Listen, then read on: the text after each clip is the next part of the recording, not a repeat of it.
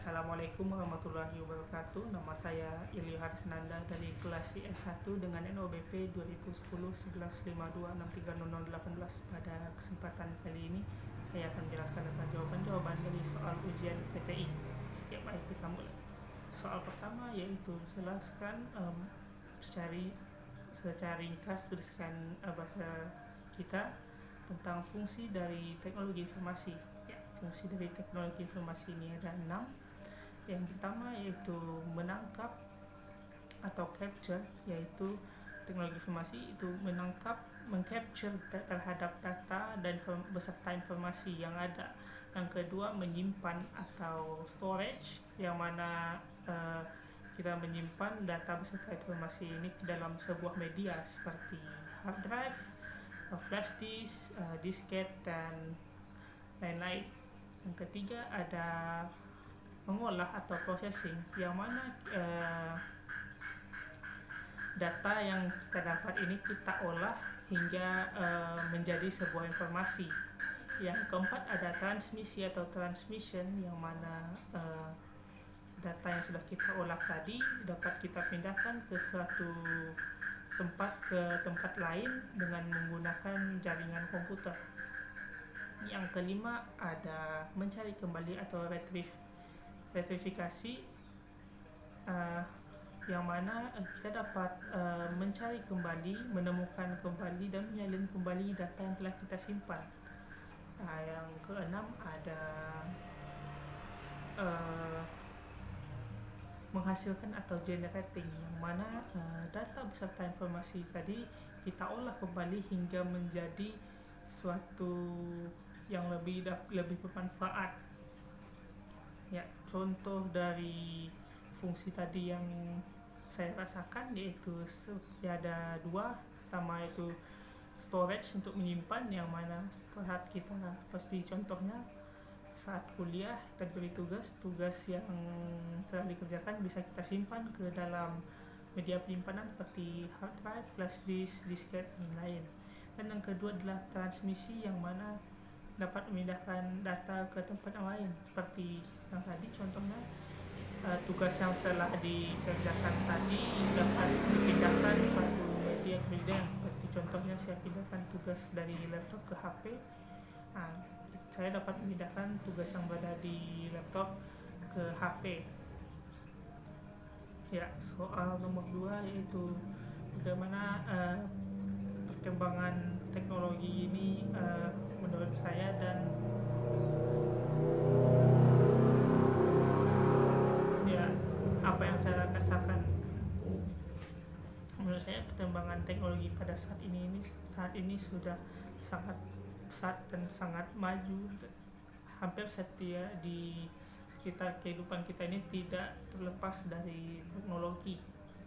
Hampir semua kegiatan yang kita lakukan hampir berhubungan dengan teknologi.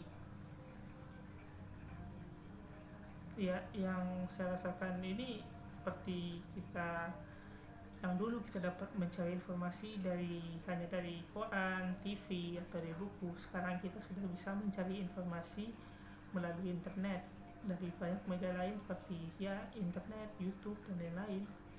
Dan juga seperti dulu yang kita belajar hanya dengan tatap muka, sekarang kita bisa belajar secara virtual dengan menggunakan handphone, laptop, dan lain-lain serta aplikasi bawaannya.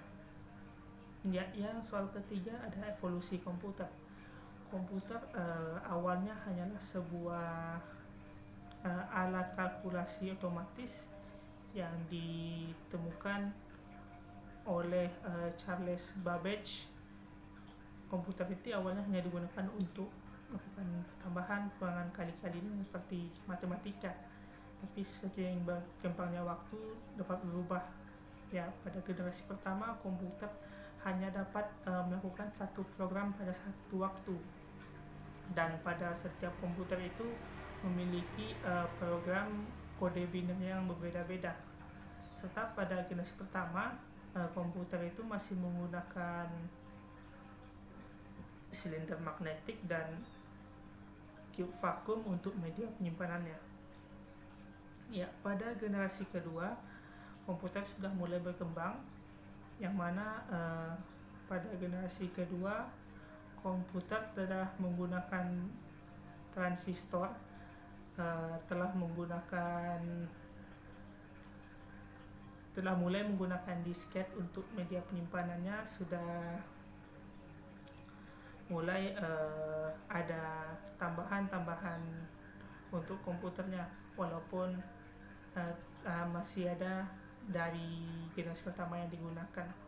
Ya, pada generasi ketiga komputer sudah mulai perkembangannya sudah mulai jauh dari yang generasi pertama dan kedua, yaitu komputer sudah bisa menjalankan banyak program pada waktu yang bersamaan, yang mana program yang jalan itu dikontrol oleh sebuah program agar dapat bekerja secara efektif dan efisien. Pada generasi keempat komputer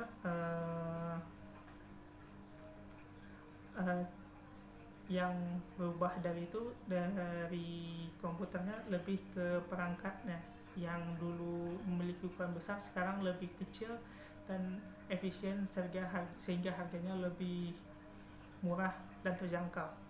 Ya, pada generasi kelima komputer saat ini lebih fokus kepada AI atau kecerdasan buatan yang berhubungan langsung dengan manusia beserta lingkungannya. Ya, soal keempat, prinsip kerja input device dan output device. Ya, input device ini adalah bagaimana interaksi antara komputer dengan perintah manusia.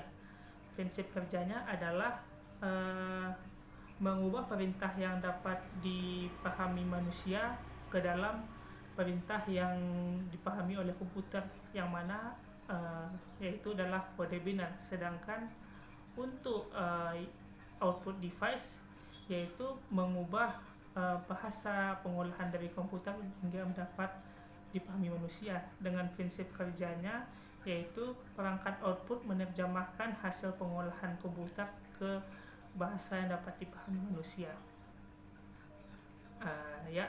Sekian penjelasan saya dari nomor 1 sampai nomor 4. Mohon maaf apabila ada kesalahan kata. Assalamualaikum warahmatullahi wabarakatuh.